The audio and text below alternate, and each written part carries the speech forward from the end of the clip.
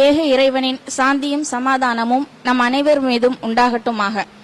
தமிழ்நாடு தௌஹீத் ஜமாத் கன்னியாகுமரி மாவட்டம் திருவிதாங்கோடு கிளையின் சார்பாக இயங்கி வரும் சஃபியா பெண்கள் இஸ்லாமிய கல்வியகம் சார்பாக இந்திய விடுதலை யுத்தமும் சிந்திய இஸ்லாமிய பெண்களின் ரத்தமும் என்ற தலைப்பின் கீழ் ஏற்பாடு செய்யப்பட்டிருக்கும் இந்த மாபெரும் கண்காட்சி அரங்கத்தில் நான் தேர்வு செய்திருக்கும் விடுதலை போராட்ட வீரமங்கையின் பெயர் பியாரி பீபி. இந்திய விடுதலை போராட்டத்தில் பங்கு கொண்ட தமிழ் பெண்கள் என்று சொன்னாலே நம் நினைவுக்கு வருபவர்கள் வேலு நாச்சியார், தென்னாட்டு ஜான்சி ராணி என்று அழைக்கப்படும் கடலூர் அஞ்சலை அம்மாள், தில்லையாடி வள்ளியம்மை போன்றவர்கள்தாம்.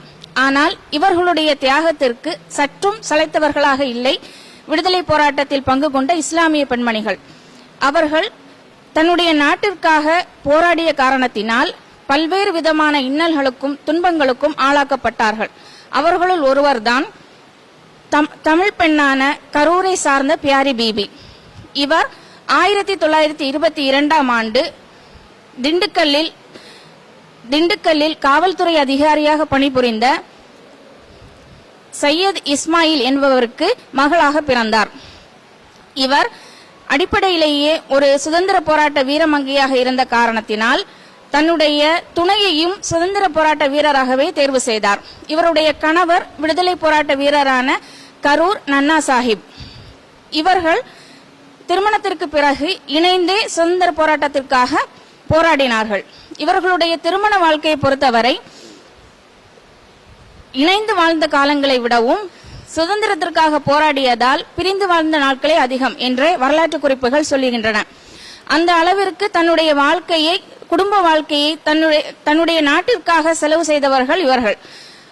இந்நிலையில் 5 மாத கர்ப்பிணியாக இருந்த பியாரி பீபி 1940 சத்தியாகிரக போராட்டத்தில் பங்கு கொண்டதால் இந்திய பாதுகாப்பு விதியின் கீழ் கைது செய்யப்பட்டு சிறையில் அடைக்கப்படுகிறார்.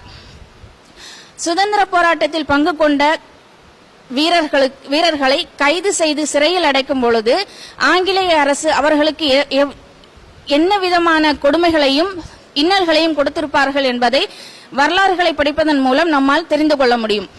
ஆனால் இவற்றையெல்லாம் தன் கண்முன்னே கண்டவர்தான் பியாரி பீபி. இருந்தபோதும் தன்னுடைய நாட்டிற்காக தான் ஒரு 5 மாத கர்ப்பிணியாக இருந்த போதும் தான் கைது செய்யப்படுவோம் என்று அறிந்தும் தனக்கு சிறையில் சித்திரவதைகள் நடைபெறும் என்பதை தெரிந்தும் சத்தியாகிரக போராட்டத்தில் பங்கு கொண்டு கைது செய்யப்படுகிறார், சிறையிலும் அடைக்கப்படுகிறார்.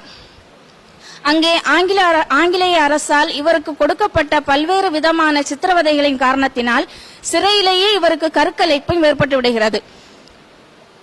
ஒரு பெண்மணி சிறையில் கருச்சிதைவுக்கு பின்னால் எவ்வளவு சிரமங்களை சந்தித்திருப்பார் என்பதை நம்மால் உணர்ந்து கொள்ள முடியும். இந்த அளவிற்கு தன்னுடைய நாட்டின் சுதந்திரத்திற்காக தன்னுடைய வாழ்க்கையையும் வாரிசுகளையும் சொத்துக்களையும் இழந்திருப்பவர் தான் பியாரி பீபி. இவருடைய வரலாறுகள் முழுவதுமாக மறைக்கப்பட்டிருக்கிறது. இவர் ஒரு இஸ்லாமிய பெண்மணி என்ற ஒரே காரணத்தினால் இவருடைய தியாகங்கள் அனைத்தும் குழி தோண்டி புதைக்கப்பட்டிருக்கின்றன. வரலாற்றை அடுத்த தலைமுறைக்கு கொண்டு செல்வதில் ஒரு முக்கிய பங்கு வகிப்பது மாணவர்களுக்கான பாடத்திட்டங்கள்.